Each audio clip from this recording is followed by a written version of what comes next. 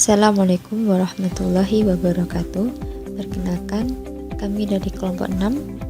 Saya Dina Mukti Prisnawati dan teman saya Winda Lutfiatul Khairiyah akan sedikit menjelaskan materi mengenai Makkiyah dan Madaniyah.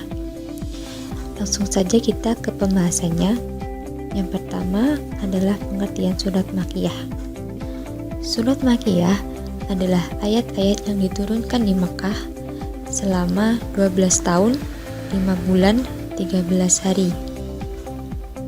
Sedangkan surat Madaniyah adalah ayat-ayat yang diturunkan sesudah Nabi Muhammad hijrah ke Madinah selama 9 tahun, 9 bulan, 9 hari. Ada dua cara untuk mengenali ayat yang termasuk kategori Makkiyah dan Madaniyah. Cara yang pertama yaitu cara sima'i, yaitu pengetahuan ayat Makkiyah dan Madaniyah yang diperoleh berdasarkan riwayat. Cara yang kedua yaitu cara qiyasi, yaitu pengetahuan ayat Makkiyah dan Madaniyah berdasarkan kriterianya yang menonjol, kandungannya, redaksi, dan uslubnya, dan lain sebagainya. Dalam menentukan kategori Makkiyah dan Madaniyah, menurut cara qiyasi ada dua dasar. Dasar yang pertama yaitu dasar Aghlabiyah.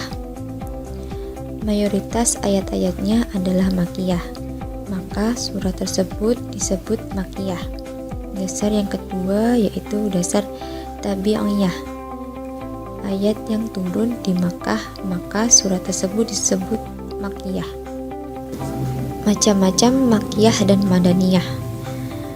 Ada 4 macam Makkiyah dan Madaniyah. Yang pertama yaitu surah Makkiyah murni.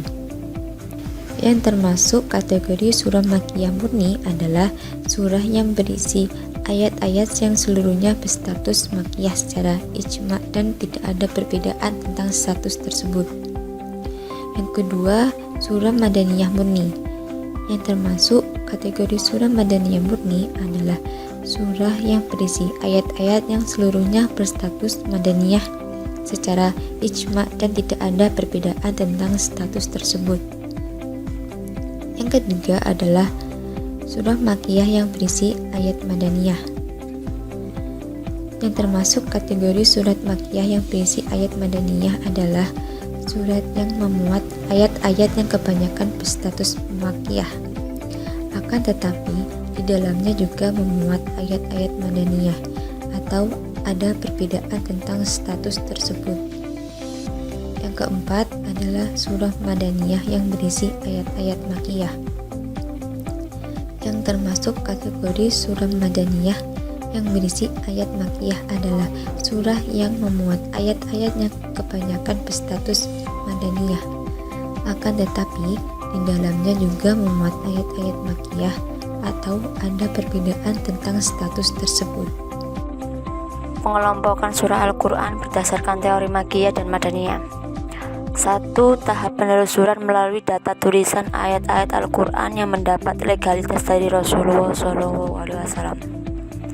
2. Tahap penelusuran melalui data hafalan para sahabat yang telah ditashih oleh Rasulullah SAW. 1. Makkiyah. Ciri dari surah Makkiyah memiliki suku kata yang pendek dan kata yang digunakan penuh sajak-sajak atau syair serta ungkapan perasaan. Kandungan dari surah Makkiyah tentang ajakan untuk bertauhid dan beribadah selain kepada Allah Subhanahu wa taala. 2. Madaniyah. Ciri dari surah Madaniyah menggunakan kata-kata yang bermakna mendalam, kuat dan juga kokoh. Kandungan dari surah Madaniyah berisi perintah untuk beribadah dan beramal soleh, berijtihad, perintah kepada ahli kitab untuk masuk Islam, berdakwah dan lain-lain. Kegunaan mempelajari teori Makkiyah dan Madaniyah. 1. Dapat membedakan dan mengetahui ayat mana yang mansukh dan nasikh.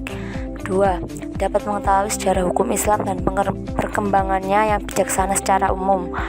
3. Dapat meningkatkan keyakinan kita terhadap kebesaran, kesucian, dan keaslian Al-Quran. Sekian, terima kasih. Kurang lebihnya mohon maaf. Wassalamualaikum warahmatullahi wabarakatuh.